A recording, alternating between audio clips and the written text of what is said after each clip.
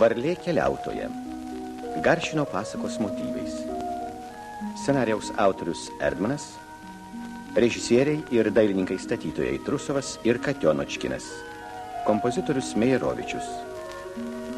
Filmą dubliavo aktoriai Ževertavičiūtė, Štrimaitytė, Knapkytė, Gregorauskaitė, Chadaravičius, Kybartas. Lietuvos televizija.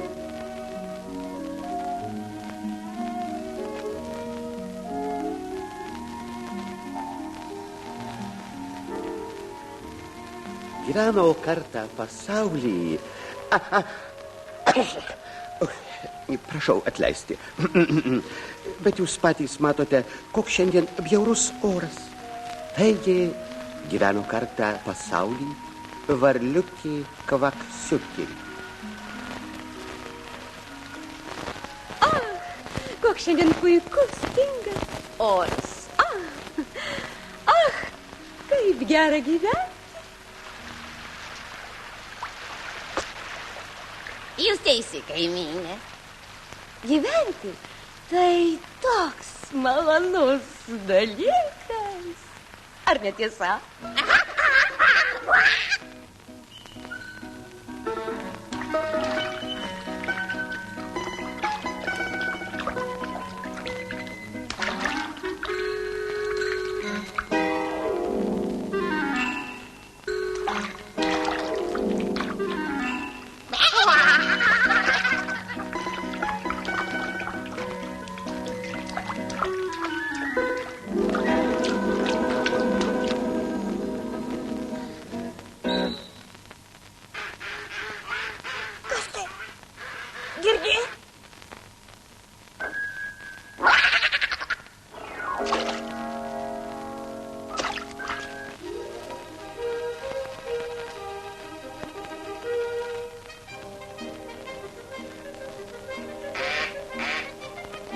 Ko taip vebleni, kria?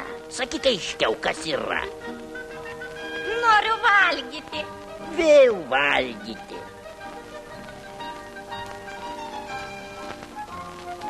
Yra pasiūlymas valgyti. Kas už tai, pakelkite uodegėles. Vėl vienbalsiai.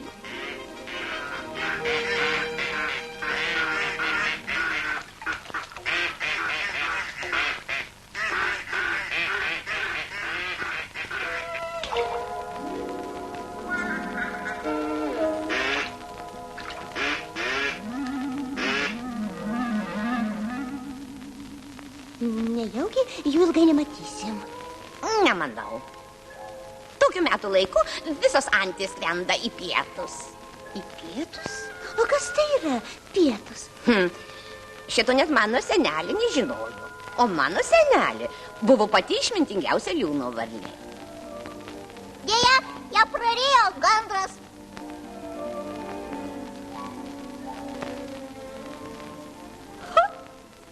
Pati išmintingiausia varlė.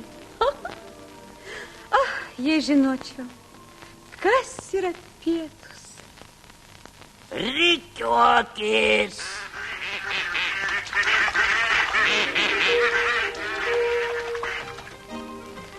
Ar visos susirinkot? Visos! Kiek jūsų yra, sakykite tiksliai. Mūsų šitiek.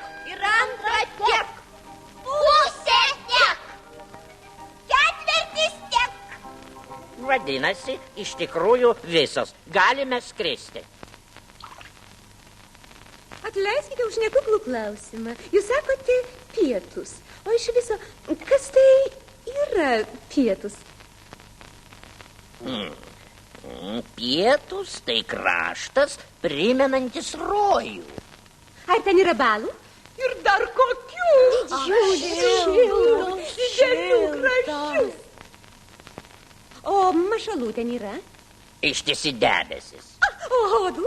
Aš jums, balandėlę, jau sakiau, tai kraštas primenantis rojų. O koks ten būtų rojus be kirmelių, uodų ir mašalų? Tad viso gero, metas keliaut. Taip, taip. Sugalvojau. Paimkite ir mane kartu. Betgi tu neturi sparnų. O žinot, ką aš sugalvojau? Sugalvojau. Ką tu sugalvojai? Man reikia sparnų. Štai. Štai ką aš sugalvojau.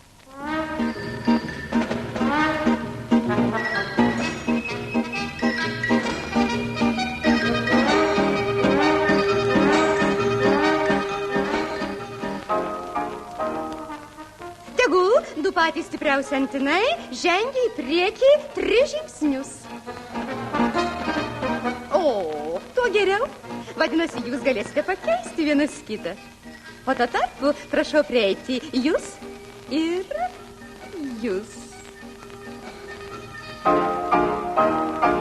Įdomu, ką jis sugalvojo.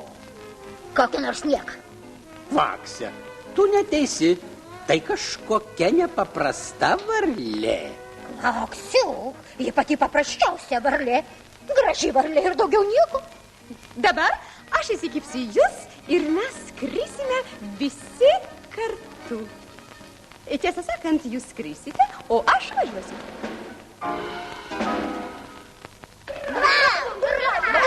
Tai bent išradimas. Puikiai idėja. Štai tau ir tuščia galvelė. Štai tau ir graži varlelė. Kvaksi?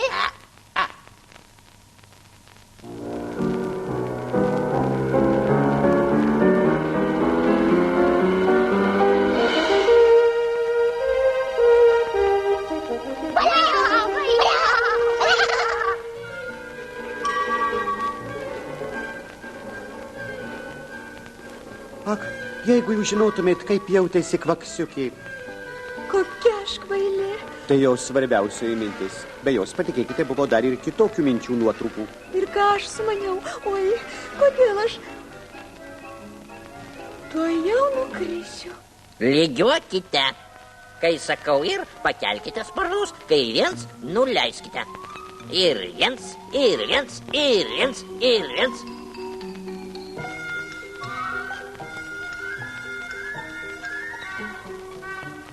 Pavargote? Ne. Oi!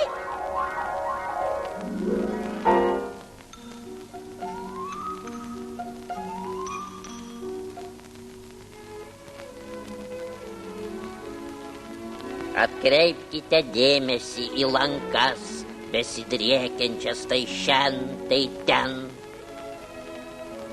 Pažvelkite į nurimusių laukų tolumas. Į raibuliuojančių ežerų sidabrą, į šias miškingas kalvas, tarsi nusileidusias iš Levitano paveikslų.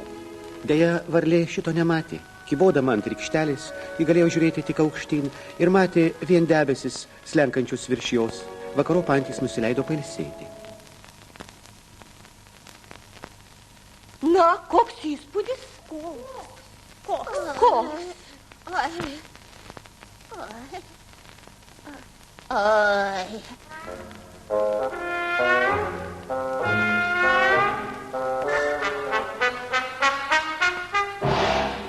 Tik pamanykit, skraidanti varlė.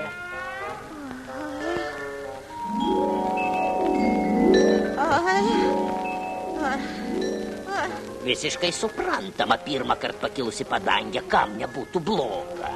Talentas. Palikite ją ramybėje, jai reikia pailsėti. Ne. Aš norėčiau jūsų klausytis iki ryto.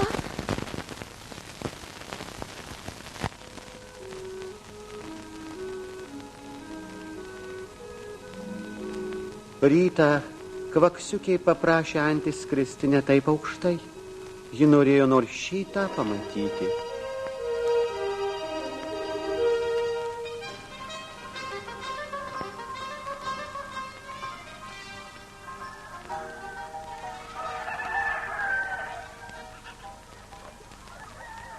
Žiūrėkite! Žiūrėkite! Oi, antis varlę neša. Varlė visą tai girdėjo. Jo širdelė net sudrebėjo. O, stebuklas! Ar jau žino, kad visą tai sugalvojau aš, o ne antys? Ir kas galėjo sugalvoti tokį gudrų pokštą? Tai aš!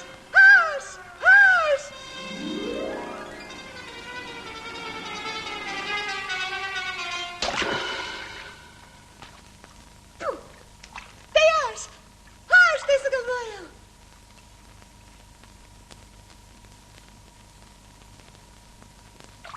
Kas tai? Kas čia? Kas tai? Oi, kas čia? Kas jūs tokia? Kaip kas? Aš talentas iš prigimties. Aš išradėja ir keliautoja. Oi, ką jūs išradot?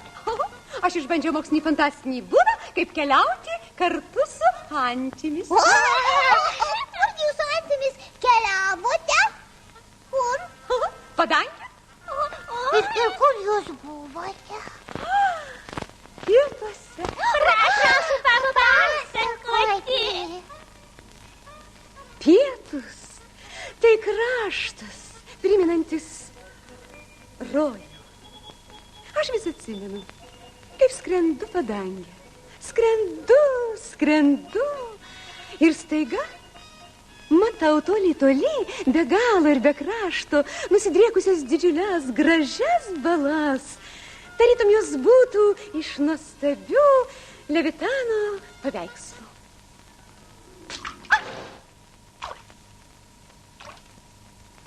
Stok, įsakau aš savo antims.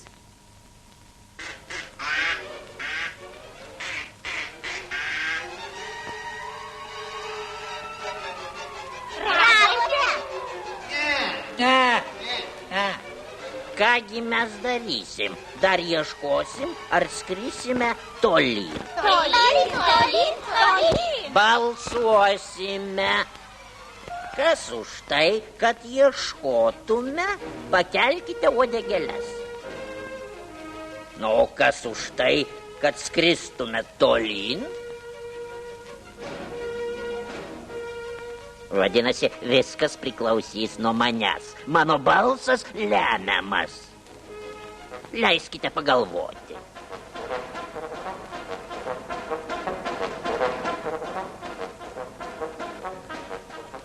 Man gaila varlės. Aš nusprendžiau balsuoti už... Išėjo taip, kad neturiu su kuo balsuoti. Teks skristi tolyn. Ir kuo greičiau, tuo geriau.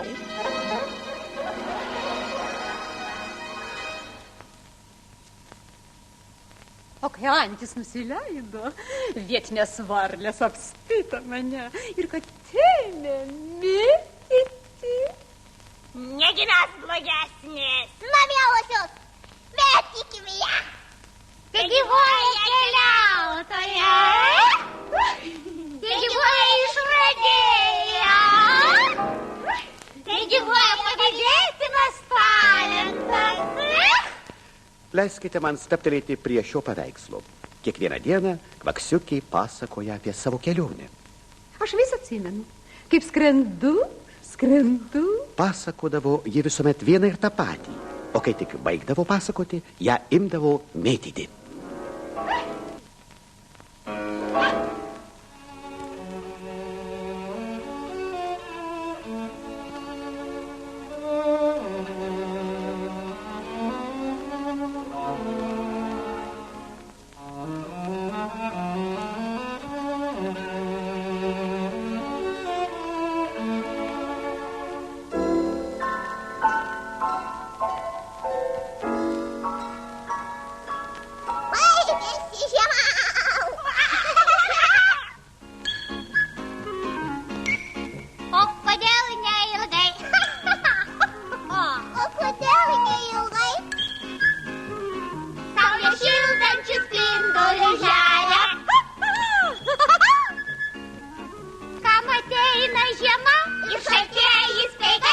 Pietus visad šilta ir gera.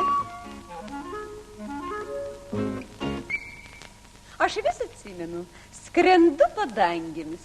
Skrendu. Žiūrėkite, antys. jūsų pasiimti.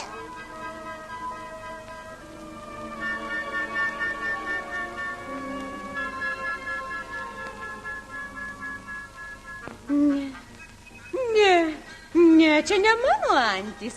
Mano tikriausiai atskris rytoj. Rytoj gaila. O gal ir poryt? Na, žodžiu, šiomis dienomis. Bet nei rytoj, nei poryt, nei po kelių dienų kvaksiukės antys neatskrido.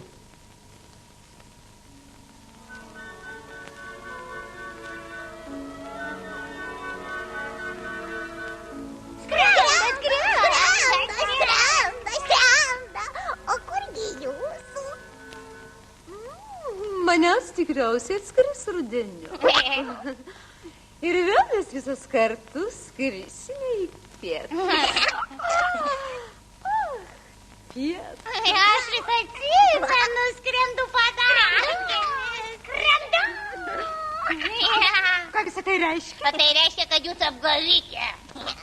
Nebuvo jokių jūsų ančių. Ir skraidyti nemokate. Aš nemoku skraidyti, aš juk atsimenu.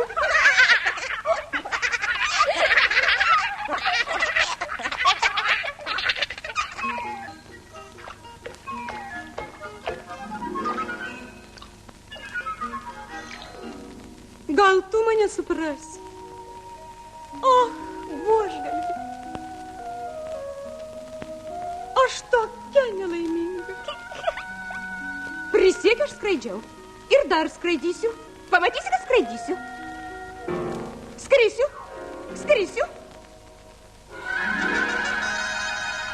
Aš jau skrendu. Aš skrendu. Aš skrendu.